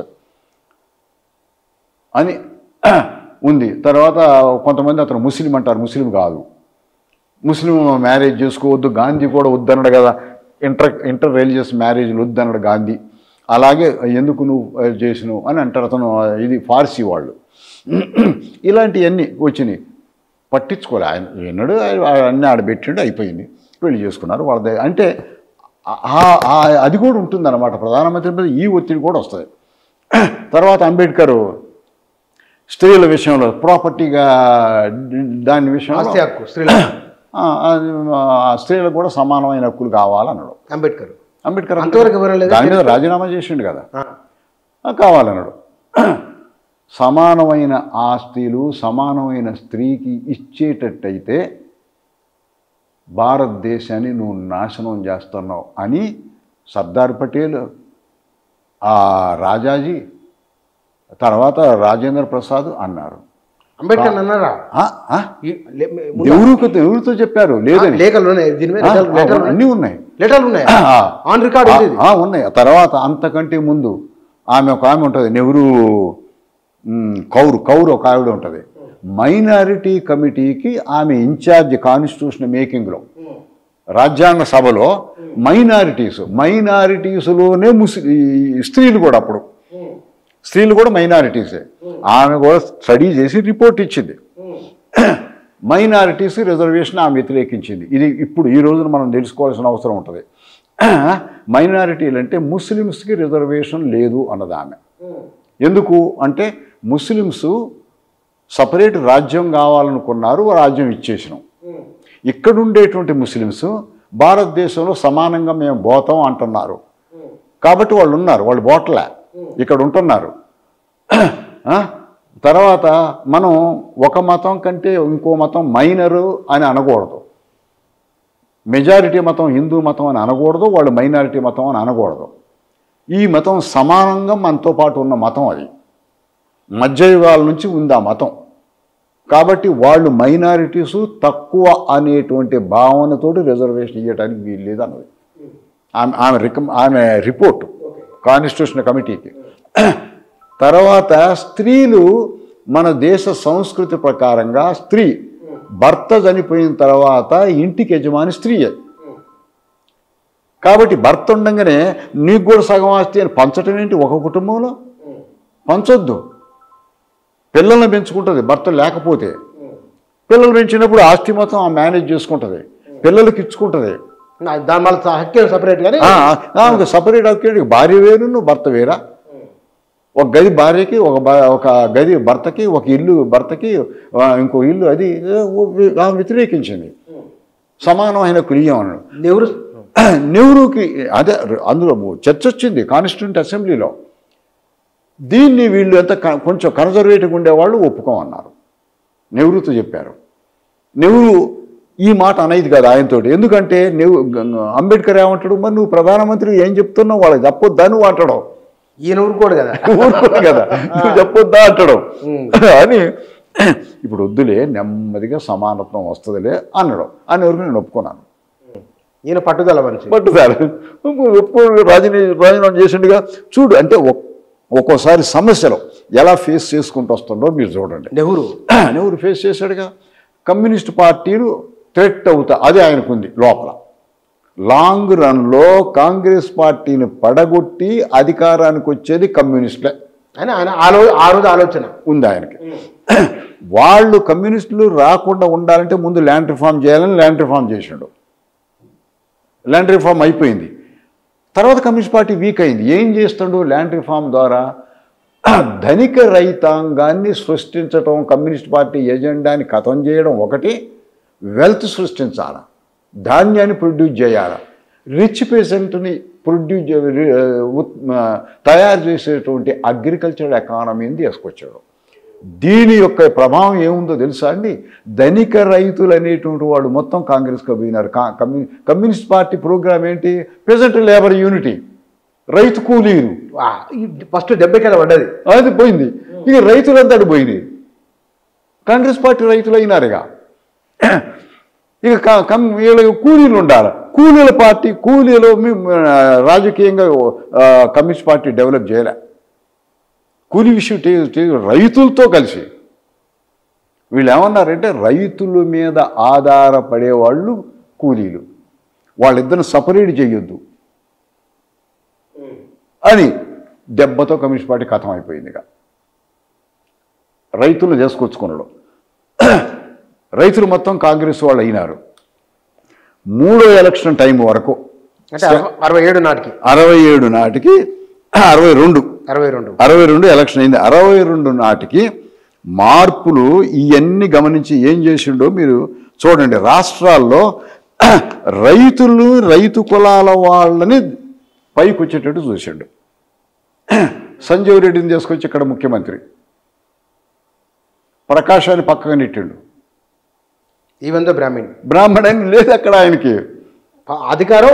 అంటే కాంగ్రెస్ పార్టీ సంజీవ్ రెడ్డి అందరినీ మొబైలైజ్ చేసుకుంటాడు. రైతు నాయకుడు అయిండు. సంజీవ్ రెడ్డి తీసుకొచ్చి ఇక్కడ పెట్టారు. నిజలంగప్ప కర్ణాటక, మైసూర్లో అక్కడ. తర్వాత వైబి చవాన్, మహారాష్ట్ర, మోహన్ లాల్ సుకాడియా. ఎవరు అక్కడ డామినెంట్ గ్రూపు, ఎవరు అక్కడ సమాజాన్ని వాళ్ళ చేతిలో పెట్టుకొని కాంగ్రెస్ని బ్రతికించగలరో, గెలిపించగలరో వాళ్ళని ఎతికి ముఖ్యమంత్రులు చేసిండు. అది ఎవరు? వ్యవసాయ రంగంలో ఉన్న కుటుంబాలు ఇవన్నీ ఎక్కువ మంది వాళ్ళే ఒక్కో చోట ఉంటారు. బ్రాహ్మణుడు కూడా ఉంటాడు ఒక్కో చోట. యూపీలో అది కూడా వ్యవసాయంలో ఉన్న వాళ్ళు. అదే యూపీలో ఇవాళ మోహన్ లాల్ సుకాడియా, కామరాజు నాడర్ తమిళనాడు. కామరాజు నాడర్ ఏంటి? ఇల్లిటరేటు, మంగళి ఆయన. ఇది ఫేమస్ సేయింగ్ ఒకటి ఉంది. నెహ్రూ అక్కడ గెస్ట్ హౌస్లో పడుకోండు, మద్రాసు పోయి. కామరాజు నాడర్ అక్కడ కాపలా ఉన్నాడు. కాపలా కాదు, అప్పుడు ముఖ్యమంత్రి అయ్యిండు. అయిన తర్వాత who is chief minister, who is Nadar అని అన్నాడు. ఆయన అన్న I is the chief minister అన్నాడు. ఇది ఫేమస్. అంతకుముందు నెహ్రూ పోయినప్పుడు గేట్ దగ్గర ఉన్నాడు ఆయన, కాపలా. ఆ నెహ్రూ పడుకుంటే అక్కడ బయట పడుకోండి ఆయన, ఏదైనా కావాలి తేవడానికి. అలాంటి వాడు ముఖ్యమంత్రి అయ్యాడు. ఎందుకు? అక్కడ ద్రవిడియన్ మూవ్మెంట్ వస్తుంది. ఏమి ప్లాన్ చేసిండే? ద్రవిడియన్ మూవ్మెంట్ వస్తుంది. నువ్వు చదువుకున్నావా, ఇంగ్లీష్ వచ్చిందా, ఇది కాదు నీకు ముఖ్యం. మీకు ఇక్కడ వెయిట్ ఉంది. ఇక్కడ ఈ బ్యాక్వర్డ్ కాస్ట్ అనేటువంటిది బలంగా పెరుగుతుంది అక్కడ. మేము బ్యాక్వర్డ్ కాస్ట్ని ఎంకరేజ్ చేస్తాం. అతను ముఖ్యమంత్రి చేసిండు. చూడండి, బీసీ రాయ్ బెంగాల్లో, వీళ్ళందరూ ముఖ్య. ప్రతాప్ సింగ్ కైరన్ పంజాబ్, సిక్కు జాట్ సిక్కు. తర్వాత సంపూర్ణానంద యూపీ. తర్వాత బూర్గుల రామకృష్ణారావు హైదరాబాదులో. బూర్గుల రామకృష్ణారావును ఉంచాడు ఎందుకంటే హైదరాబాద్ మీద స్పెసిఫిక్ వ్యూ నెహ్రూకి. ఇది మినీ ఇండియా అంటాడు. అప్పటికే నార్త్ ఇండియా ఉన్నారు, సౌత్ ఇండియా ఉన్నారు, హిందువులు ఉన్నారు, ముస్లిమ్స్ ఉన్నారు, అందరు ఉన్నారు. ఇది తెలుగు రాష్ట్రం అని అనుకోడు హైదరాబాదు, ఎందుకంటే మహారాష్ట్ర వాళ్ళు ఉన్నారు, అందరూ ఉన్నారు. బూర్గుల రామకృష్ణారావు అందరితో స్నేహపూర్వకంగా ఉంటాడు, పండితుడు, భాషలు తీసిన వాడు. బూర్గులా నువ్వే ఉండన్నాడు. అప్పటికి కేవీ రంగారెడ్డి ఉన్నాడు. బూర్గులని ఆంధ్రప్రదేశ్ రాష్ట్రం కావాలని అనవాకని చెప్పిండు. అంటే తెలంగాణ హైదరాబాద్ స్టేట్ సపరేట్ హైదరాబాద్ ఉండాలన్నాడు. నెహ్రూ ఉద్దేశం అది అంతే. అనేవరకు వీళ్ళు సంజీవ్ రెడ్డి వీళ్ళందరితో కలిసిపోయి నెహ్రూతోటి మేమంతా తెలుగు వాళ్ళం ఒకటైతాం అన్నాడు. అంటే మీరు ఒక్కొక్క చోట చూడండి ఎలా చేస్తున్నాడో చూడండి. ప్రధానమంత్రి ఒక రాష్ట్రాన్ని కూడా దృష్టిలో పెట్టుకున్నాడు. సంజీవ్ రెడ్డి పోయిన తర్వాత చెప్పిండు, అరే you don't understand Sanjiv Reddy అన్నాడు. Very tough guy and entire your state will be collapse under his leadership అన్నాడు. ఎవరు లీడర్షిప్? సంజీవ్ రెడ్డి. అలాంటి సంజీవ్ రెడ్డిని అక్కడ ముఖ్యమంత్రి సూటబులే, ఇక్కడ వద్దు అని చెప్పితేనో వీఆర్ తెలుగుస్ బుర్ర రామకృష్ణ అన్నాడు. అన్న తర్వాత సంజయ్ రెడ్డి అయిపోయింది రాష్ట్రం ఏర్పడ్డది. రాష్ట్రం ఏర్పడ్డాక యునైటెడ్గా హైదరాబాదులో ఆ వాళ్ళ అసెంబ్లీ మెంబర్లు మన అసెంబ్లీ మెంబర్లు కూర్చొని ముఖ్యమంత్రిని ఎన్నుకుంటున్నారు. ఈయనకి ఏం చెప్పిండు బూర్గులకి సంజయ్ రెడ్డి, మీరు పండితులు సార్, మీరు తప్పించి ఎవరుంటారు సార్ మనకి అని ఈయనకు చెప్పిండు. ఈయన కూర్చున్నాడు. కానీ ముఖ్యమంత్రి అంత రాష్ట్రం వీళ్ళకి హైదరాబాదులో ఉన్న వాళ్ళకి ఆంధ్ర మీద పాలన చేయాలని ఒక కుతి. చివరికి అయింది. ఆఖరికి వచ్చేవరికి ఎవడు ఈయన పేరే చెప్పలే, బూర్గుల పేరే చెప్పలే. సంజయ్ రెడ్డి గారు మీకు తప్ప ఎవరున్నారు సార్ అన్నారు. కథం అసెంబ్లీ మెంబర్లు, కథం సంజయ్ రెడ్డి అయ్యాడు. ఈయన పోయిండు నెహ్రూ దగ్గర, నేను చెప్పలేదా అన్నాడు. ఐ టోల్డ్ యూ ఆల్రెడీ అన్నాడు. అంటే అట్లా ఒక్కొక్క చోట ఒక్కొక్కరు ఎవరు ఏంటి అని వీడు చూసి చేసుకుంటున్నాడు. బూర్గుల రామకృష్ణ ఎన్నట్టయితే ఆంధ్రప్రదేశ్ రాష్ట్రం ఉండేది కాదు. ఎందుకట్లా? ఇప్పుడు నెహ్రూ ఏ వ్యూహంతో ఈ పని చేసినట్టు మరి? హైదరాబాద్ విషయంలో డిఫరెంట్. ఆయన హైదరాబాద్ మినీ ఇండియానే ఉండాలి. నార్త్ ఇండియన్స్ ఉన్నారు ఇక్కడ, మరాఠీ వాళ్ళు ఉన్నారు, పంజాబీ వాళ్ళు ఉన్నారు, అందరూ ఉన్నారు. అది అలాగే ఉండాలంటారు. అంటే 3 రాష్ట్రాలు ఆడ మరాఠవాడ తర్వాత కలిసి ఉన్నాయి కదా, ఉన్నాయి కదా. మార్వాడీలు ఎంతమంది వ్యాపారం. అవునవును, 3 రాష్ట్రాలు కలిసి ఉన్నాయి ఇక్కడ. సో అది ఉండాలనేది ఆయన ఉద్దేశం. అది బలవంతం ఇంపోజ్ చేయాలి. ఒకవేళ ఆయన ఉన్నట్లయితే అలా ఉంటుంది. సో అట్లా అలా ఒక్కొక్క ఇష్యూని, చిన్న ఇష్యూని కూడా అలా ట్యాకిల్ చేసుకుంటూ ప్రధానమంత్రిగా అవ్వటానికంటే భారతదేశ ప్రధానమంత్రి భాషలు తెలుసుకోవాలా, సంస్కృతులు తెలుసుకోవాలా, ఆర్థిక విధానం తెలుసుకోవాలా, పారిశ్రామిక మన అవసరాలు తెలుసుకోవాలా, ఉద్యోగాలు ఎక్కడొస్తాయో తెలుసుకోవాలా, ఎడ్యుకేషన్ నిర్మించాలా. లేకపోతే ఇంత పెద్ద దేశం మిగతా వాళ్ళతో సమానం కాదు. వాళ్ళ ఉద్దేశం ఆ రోజు అది. భారత్ అంటే బ్యాక్వర్డ్ స్టేట్ కాదు, మీతో సమానమే మేము అని అది నిర్మించుకోవటం వాళ్ళకి ముఖ్యం. ఈరోజు ఆయన చెప్పినటువంటి పార్టీ సిద్ధాంతం, పార్టీ అనేది ప్రభుత్వానికి అనుబంధంగా ఉండాలనే సిద్ధాంతాన్ని ఉపయోగించి పార్టీని గుప్పెట్లో పెట్టుకొని పార్టీలో పనికిరాని వాళ్ళని మంత్రులు చేస్తున్నారు. పనికొచ్చేవాడిని కాదు. వీడు సమర్థుడు, వీడు పని చేస్తాడు అని చేస్తాడు ఆ ముఖ్యమంత్రి కానీ ప్రధానమంత్రి కానీ. నువ్వు ఏ జిల్లా? ఆ జిల్లాలో ఇక్కడ బీసీలు ఎక్కువ, నువ్వు బీసీ ముఖ్యమంత్రి. ఆ జిల్లాలో ఎవరు? కమ్మాస్ ఎక్కువ, కమ్మాస్ ముఖ్యమంత్రి, కమ్మాస్ మంత్రి.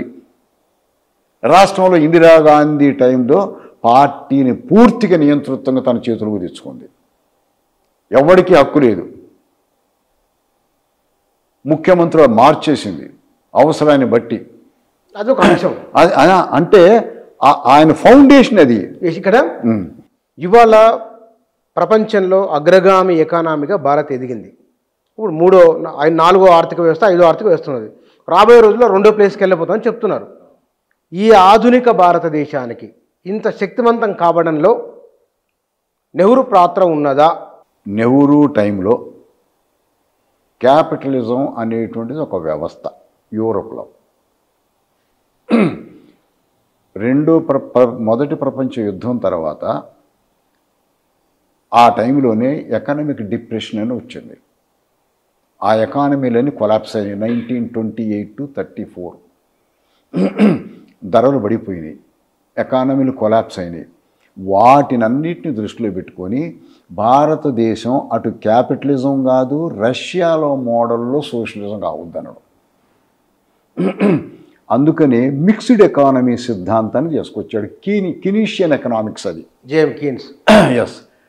సో అదేంటంటే ఇప్పుడు ఇన్ఫ్రాస్ట్రక్చర్ గవర్నమెంట్ చేతిలో ఉండాలి, ట్రాన్స్పోర్ట్ గవర్నమెంట్ చేతిలో ఉండాలి, ఎలక్ట్రిసిటీ గవర్నమెంట్ చేతిలో ఉండాలి, కోల్ చాలా ఇంపార్టెంట్ అప్పుడు అది గవర్నమెంట్ చేతిలో ఉండాలి. సో ఇలాంటివన్నీ వాళ్ళ చేతుల్లో ఉంచుకొని కీ ఏరియాలు గవర్నమెంట్ నష్టం వచ్చినా గవర్నమెంట్ నడిపించాలి. మిగతా వాళ్ళు ఇండస్ట్రీలు చేసుకొని, ఇప్పుడు టెక్స్టైల్స్ ఉంది. టెక్స్టైల్స్ ఇండియన్ క్యాపిటలిస్ట్ క్లాస్ ఎప్పుడూ క్యాప్చర్ చేసింది, బాంబే బేస్డ్ అవి వాటిని ఏమో డిస్టర్బ్ చేయలే. సో అలా వెహికల్స్ అప్పుడు సైకిళ్ళు డెవలప్ చేసుకోండి. అలా అగ్రికల్చరల్ టెక్నాలజీ అప్పుడే వస్తుంది. ట్రాక్టర్లు మీరు డెవలప్ చేయండి, ప్రైవేట్ సెక్టర్లో డెవలప్ చేయండి అని మిక్స్డ్ ఎకానమీ. దీని ద్వారా ప్రైవేట్ సెక్టర్లో ఉన్నటువంటి క్యాపిటల్ మీద కంప్లీట్ కంట్రోల్ కేంద్ర ప్రభుత్వానికి. కంపెనీ ఎవరికి ఎంత వస్తుందో తెలుసుకుంటుంది, ట్యాక్స్ వేస్తుంది, ఆ డబ్బులు తీసుకొచ్చి వేరే ఏరియాలో డెవలప్ చేశారు. అది ఆయన నడిపించింది, అది సక్సెస్ఫులే. కానీ ఇందిరాగాంధీ వచ్చినప్పటికీ యూరోప్ అంతా మనం అభివృద్ధి కాలేదు, ఎంప్లాయ్మెంట్ లేదు. ఇందులో ఎంప్లాయ్మెంట్ కావాలని చెప్పేసి లిబరలైజేషన్ చేసి ప్రైవేటైజేషన్ చేసింది ఆమె దగ్గర బిగిన్ అయింది. ఈరోజు అంతా ప్రైవేటైజేషన్గా రావడం, అమ్మడమే, ఇది తీసుకో అది తీసుకో అంటే ఇక్కడ నేషనల్ స్పిరిట్ ఉందా? వీళ్ళకి అర్థమైందా? నేషనల్ వెల్త్ని అమ్ముతారండి. ల్యాండ్ ఏంటి? ల్యాండ్ పెద్ద రిసోర్స్, అమ్మేసుకోవట్లే. డిఫెన్స్ అమ్ముతారట, డిఫెన్స్ ప్రొడక్షన్ అమ్ముతారట, ఏరోప్లేన్లు అమ్మేశారు, రైల్వేలు అమ్మేపోదు. ఈ గవర్నమెంట్ ప్రాపర్టీస్ ఇవి, భూమి గవర్నమెంట్ ప్రాపర్టీ. అంటే గవర్నమెంట్ ప్రాపర్టీ అంటే ఏంటి? ప్రజల ప్రాపర్టీ. ప్రజల ప్రాపర్టీ గవర్నమెంట్ చేతిలో ఉంటుంది. ఈ మొత్తం కథం అయిపోవాలా? ఇంకెక్కడుంది డెమోక్రసీలో? ఎవరి దగ్గర ఉంది వెల్త్ అంతా? ఇదే డెమోక్రసీ అంటే ఇది కాదుగా. Nehru definition of democracy is different. Election సిస్టమే వీళ్ళు డెమోక్రసీ అనుకుంటున్నారు. ఎలక్షన్ పెట్టిన ఎలక్ట్ అవుతాను, మనం నాకు మెజారిటీ ఉంది, నేను ముఖ్యమంత్రి అయినా ప్రధానమంత్రిని అని చెప్పుకుంటున్నారు. నెహ్రూ అది కాదు కదా. సమానత్వం తీసుకురావాలంటే అగ్రికల్చర్గా ఏం మార్పు రావాలా, ఎడ్యుకేషన్ ఎలా మార్పు రావాలి తీసుకురావాలా, ఎలా ఎంప్లాయ్మెంట్ జనరేట్ చేయాలి, ఎలాంటి బ్యూరోక్రసీ ఉండాలి. ఫుల్ పవర్ బ్యూరోక్రసీకి. నేను ఎక్కడో చెప్పాను, మీకు చెప్పలే. అతను ఉన్నాడు కదా తమిళ, ఆయన ఎలక్షన్ కమిషన్ చేసి టిఎన్ శేషను డిప్యూటీ కలెక్టర్ అయ్యి తమిళనాడు క్యాడర్లో ఈ డిస్ట్రిబ్యూషన్లో సివిల్ సప్లైస్లో బియ్యం అమ్ముకున్నారు. ఒక నాయకుడు అమ్ముకున్నాడు, ఆయన వాడిని అరెస్ట్ చేయించాడు. కాంగ్రెస్ నాయకులు అందరూ పోయారు నెహ్రూ దగ్గరికి. పోయి వాడు after all IAS fellow, MLA గారు ఏం అరెస్ట్ చేస్తాడా, వాడిని ఎమ్మెల్యే సస్పెండ్ చేయి అని నెహ్రూని అడిగారు. వీళ్ళంతా గొడవ చేసినారు. గొడవ చేస్తే నేను ఇంటర్ఫియర్ అవ్వను, మీరేం చేశారో ఆయన ఎందుకు చేసిండో బ్యూరోక్రసీగా మనం చెప్పేసాను, మీరు నడిపేయండి అని. ఒకవేళ ఏమైనా తప్పు చేస్తే కోర్టుకు వెళ్ళండి, ఆయన మీద కోర్టుకు వెళ్ళండి, నేను ఇంటర్ఫియర్ అవ్వను. అది నెక్స్ట్. ఈరోజు ఒక కలెక్టర్ చేశారా, పార్టీకి పనిచేయలేదా, ట్రాన్స్ఫర్ చేయి వణుకుతున్నారు ఐఏఎస్ వాళ్ళు. ఈ రోజున కేసుల్లో ఇరుక్కొని ఎక్కడైనా పట్టించుకుంటా సిడి దేశముఖ్ కానీ, విపి మేనన్ కానీ, ఇలాంటి వాళ్ళ పైన వాళ్ళందరూ కూడా అడ్మినిస్ట్రేషన్ అటానమస్ అన్నాడు. మీరే, మేము చట్టాలు చేసినాం, మీరు అమలు చేయండి. తప్పు చేస్తే కోర్టు మీకు వ్యతిరేకంగా జడ్జిమెంట్ ఇస్తే మీరు సస్పెండ్ చేస్తాం, మేము తీసేస్తాం. కాదండి, ఉన్నారండి ఇప్పుడు. ఆవిడ ఒక టాప్ వచ్చింది, ఒక ఐఏఎస్ ఆఫీసర్ ఇండియా నుండి, చాలా యంగ్ లేడీ, జైల్లో ఉంది.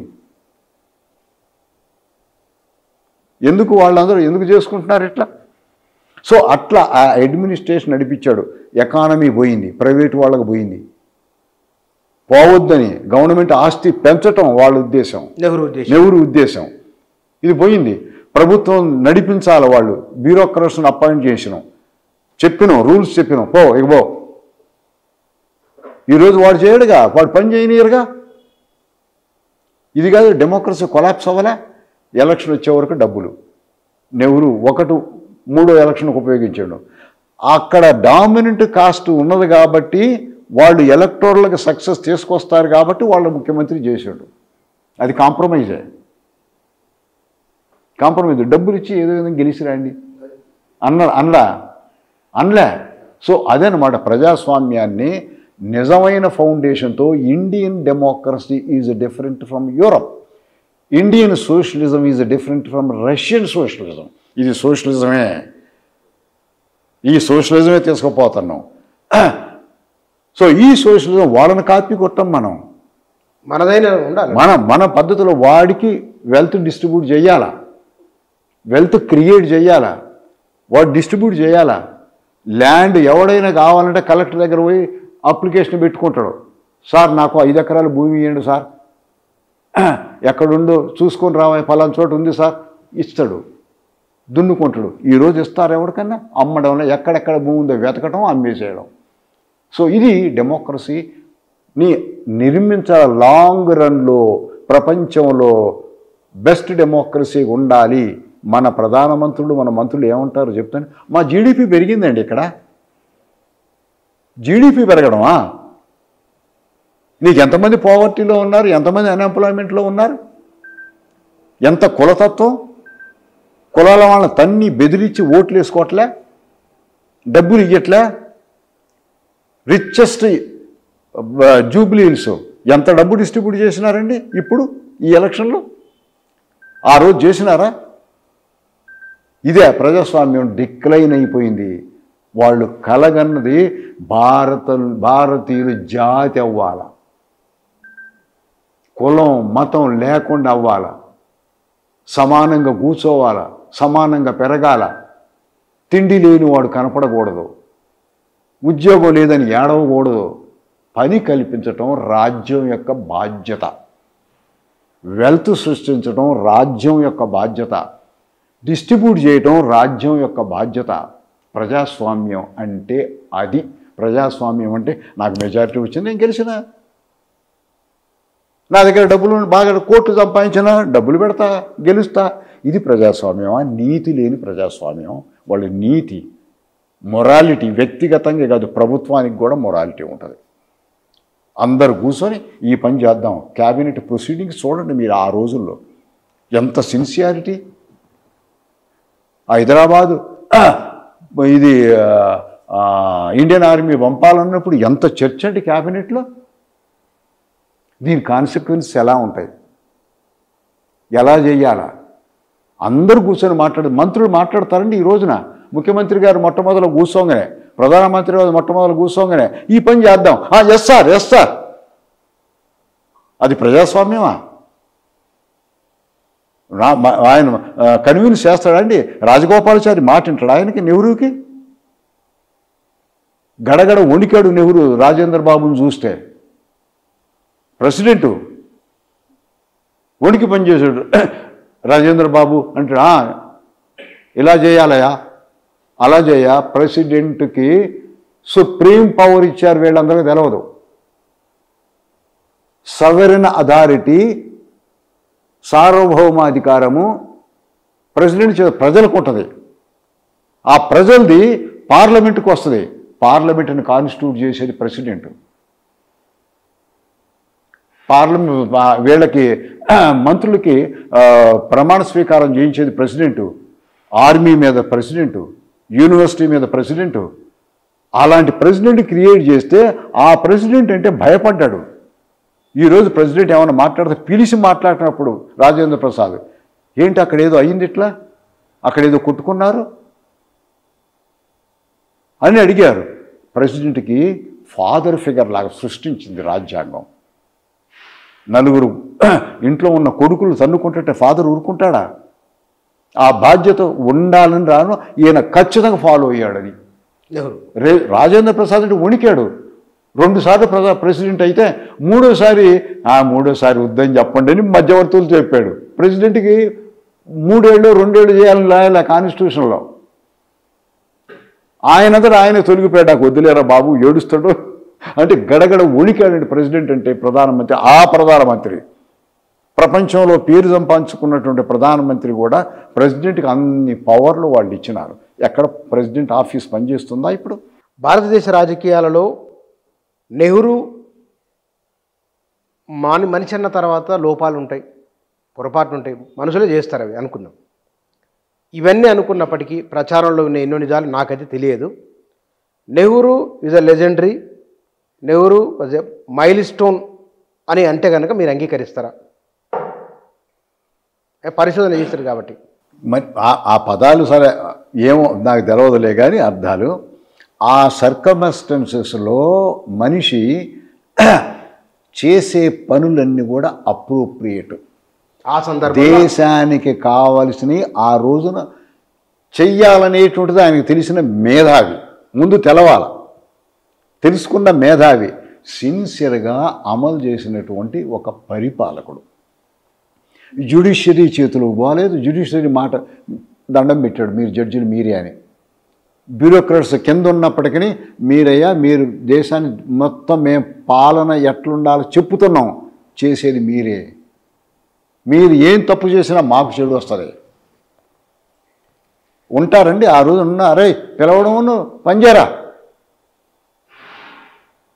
లేదా అండి? ఇప్పుడు మరి నిర్మించలే. ఈ రోజున అందరికీ తెలుసు సాధ్యమంత వరకు జ్యుడిషియరీ దాని పని చేసింది. ఈ మధ్యన కాంట్రవర్సీ, బ్యూరోక్రసీ దాని అంతా దాన్ని పనిచేసేటట్టు మోడల్ చూపెట్టాడు. బ్యూరోక్రసీ మనం అంటూ కూడా ఐఏఎస్ ఆఫీసర్ దగ్గర నువ్వు పోవాకు, ఎవడన్నా ఎమ్మెల్యే పోవటానికి వీల్లేదు. చెయ్యకపోతే ఈ పని సార్ ఇట్లా చెయ్యాలి కదా మీరు చేయలేదని అడగండి, నువ్వు పని చేయని అడగొద్దాను కాదు. పొలిటీషియన్ లిమిట్లో పెట్టలే, దేవుళ్ళ కంటే ఎక్కువ ప్రార్థించిండు జడ్జిల్ని. ఉన్నారా ఇప్పుడు? నేను చెప్పిన పదాలు చిన్నవి మరి ఆ లెక్కన. సో నేను ఉదరించిన పదాలు రెండు చాలా మొదట చిన్నవి. ప్రధానమంత్రిగా అంత అనుభవం ఉన్నటువంటి వాడు, జాతీయ ఉద్యమంలో ఉన్నటువంటి వాడు, ఎన్లైటెండ్ ఇంటలెక్చువల్లో, భారతదేశం యొక్క అదృష్టం ముగ్గురు, మన అందరికి ఇంకా చాలామందికి తెలియదు, ప్రపంచంలో పేరున్నటువంటి మేధావులు ముగ్గురు కలిసి భారతదేశాన్ని, ఆధునిక భారతదేశం రావడానికి వాళ్ళు కారణం. గాంధీ, నెహ్రూ, అంబేద్కర్. ప్రపంచంలో పేరు వాళ్ళకి. ఎక్కడ ఇప్పుడు ఎవడన్నా పట్టించుకుంటాడండి?